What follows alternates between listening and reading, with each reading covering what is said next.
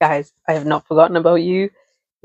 I've just been struggling to come up with an idea for a video and I haven't finished any projects to show off to you guys. And I'm working on videos, okay? It's just taking some time and the projects that I'm working on are taking time. But anyway, if you're new around here, welcome. If you're not new around here, welcome back to RJ Crocheted. Today I am doing something a little bit different to usual. I figured I've been wanting to do something like this for a while, but I feel like I'm not very good at it. But the only way to get better at it is to try it, right, and practice and start doing it. So one of my let's start from what I'm going to be working on today is a relaxed top. It's going to have like a beach cover up type of vibe, but the idea of this video is basically I'm going to crochet and talk about a book that I've recently finished. And one of my other favorite things is to read. And while I crochet, I generally either watch some sort of documentary series or I'll listen to my audiobook. And I recently bought this book, Lore of the Wilds by Analeigh Sbrana, and I have just finished it as well. So I actually bought it from, I think it's called Afrori Books in the UK, and so I just finished it within the past couple of days, and it was good, guys. It was good. So I'm going to read you the blurb. A mortal desperate to escape. In a world ruled by the ruthless Fae, a dark forest cages Lore's village. It is a prison, should do anything to leave.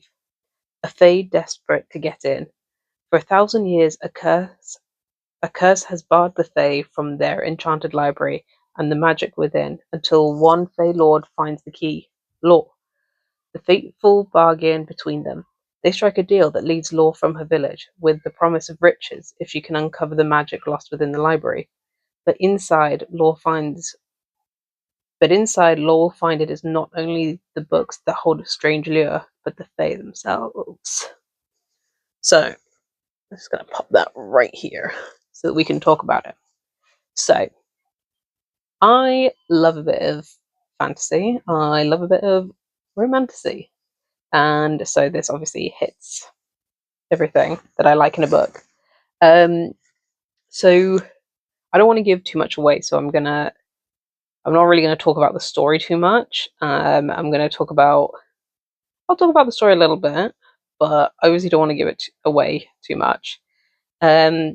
So Lore's village is surrounded by this forest which is cursed, and nobody goes into the forest because the Fae will catch them. Sorry, let me say, Lore is a human. And any human from the village who tries to escape will get caught by the Fae. So when Lore is asked, well, she's not really asked, she's demanded to join the Fae and return to the city and go into the cursed library. And she's like, well, why can't you guys go in? But it is cursed for a reason, so no Fae can actually get in without dying. So Laura's like, well, what if I die? And they're like, and they are pretty much just nonchalant about it.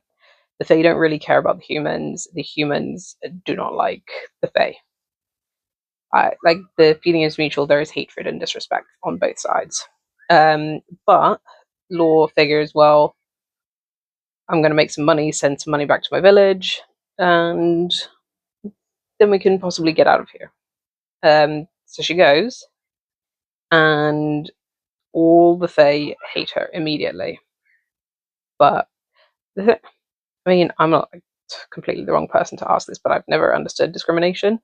But if I'm going to go off on a tangent, my thought process is if the human can get into this cursed library, wouldn't you have a little bit of respect for them? If you guys go into the library and die, but this person can go in and get the information that you want. Why spend that energy hating? You know what I mean? But anyway, a fae called Asher is tasked with guarding her, and they become very close, if you know what I mean. Which, okay, this is my first gripe with the book, is that for two species, human and fae, to, considering they really hate each other, right? They kind of fall in, they start liking each other very quickly, in my opinion. But I don't know if that's like part of the writing. Because I did find as well that like some of the, I feel like some bits were glossed over and there were massive time jumps. I'm someone who quite likes detail, and I like to feel the angst, the oh my gosh, will you just kiss? Will you just kiss? Kind of feeling. But I feel like that was brushed over a little bit. But anyway, Law finds something, and basically, while Asher has been tasked with going away somewhere to do a bit of guard duty somewhere else, like in a completely different city. And while he's away, she finds something and takes it from the library.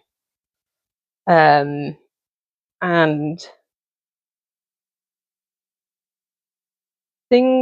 events lead up to her and Asher escaping.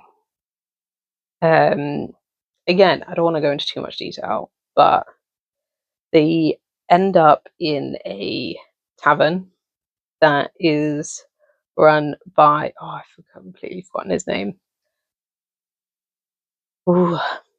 Okay, I will put his name around. And he has children. He had Isla and Finn, who are twin fae.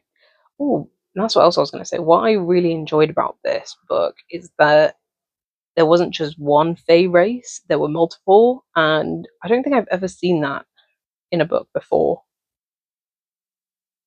I probably have, but not with like such marked differences. So like in Lord of the Rings, there are the different elves, right?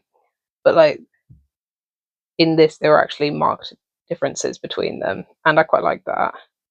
And they have their own like class system between the different races. But anyway, so Isla and Finn help their father run the tavern, and Law becomes fast friends with Isla. Like it's instant, practically. Sorry, I've made a mistake. Yeah, they become friends practically instantly. Finn takes a bit more time to warm up to, but again, there were bits in like this part of the book as well that I was like, I want a bit more detail. Like when Law and Finn start to become closer, I was a bit like, I need a bit more. I need it to be drawn out just a little bit more. But of course, there is a massive twist in the end, and I'm not going to tell you what that is. So you're gonna have to read it for yourselves. Overall, I gave it a 4 out of 5. I did really enjoy it, but I do think some things could have been fleshed out a little bit more. But yeah, that is my unspoilery review. Well, hopefully not too spoilery review of Lord of the Wilds, and I think you should all pick it up. And I am desperately looking forward to the second one in the duology. All right, let me know if you guys enjoyed this and you want to hear about more things that I read. I have just started Feed Her to the Beast by Jameson. I'll put their name up here. But yeah, if you're interested to know what I'm reading, let me know, and I will try and do these a bit more often. And let me know what you're reading. And I will see you guys in the next one. Good. Bye.